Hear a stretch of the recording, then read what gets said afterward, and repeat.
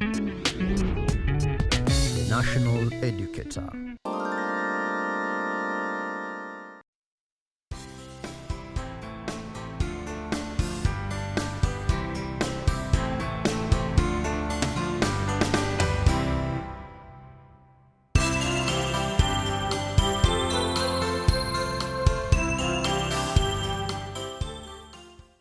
Hello students, I am teacher Thaddeus Baluka, and today I'm teaching Chemistry Form 2, Lesson 3.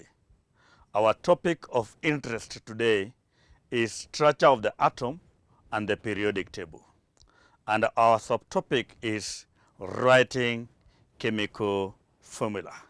Let's start by looking at the specific objectives. By the end of the lesson today, the learner should be able to identify the valency of an element given the atomic number. The learner should also be able to write the chemical formula of compounds. Let's look at what is a valency, because for you to be able to write chemical formula, you need to understand what is a valency. And what is valency? Valency is the combining power of an element, and it is usually equal to the number of electrons lost or gained. E.g., the valence of an element can be determined using the atomic number, and the electron arrangement is going to be shown in the table below. Okay, let's look at how to use the atomic number and the electron arrangement to identify the valency of an element. So let's look at potassium, which is number 15.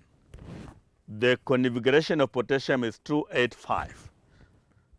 The configuration of phosphorus is 285. So now, looking at that, let's look at now how does phosphorus react. Phosphorus reacts by gaining 3 electrons. And by gaining 3 electrons, we get phosphorus negative 3, 2, 8, 8. Let's look at another element like silicon.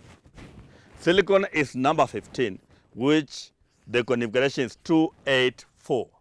Phosphorus can, silicon can either lose 4 electrons or gain 4 electrons. So the electron arrangement of the ion of silicon can be silicon positive 4 or silicon negative 4.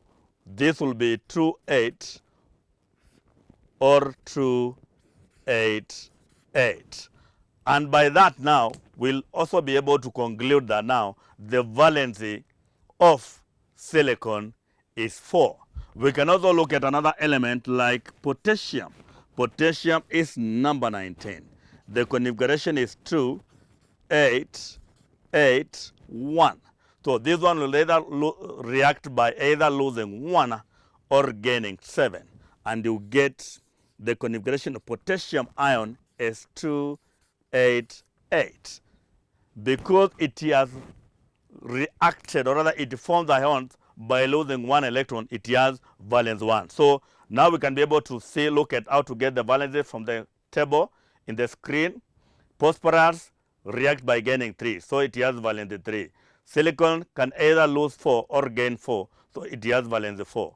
Chlorine, it has 7 electrons in the outermost energy level. It can either react by losing 7 or gaining 1, but the easier is to gain 1. So the valency is 1. Argon, it already has a stable electron arrangement, so it has no valency. Or rather, it has a valency of 0, and that's why we say noble gases, they are 0 group. They are in group 0, or rather group 8. Potassium has 1 electron in the outermost energy level and react by losing 1. Therefore, it has valence 1. Calcium can either gain 6 or lose 2. But the easier way is to lose the 2 outermost electrons. So the valency of calcium is 2. Now from there, we can be able to see from that table that is already shown on the screen that now, using the atomic number or the electron arrangement, you can easily be able to identify the valency of an element.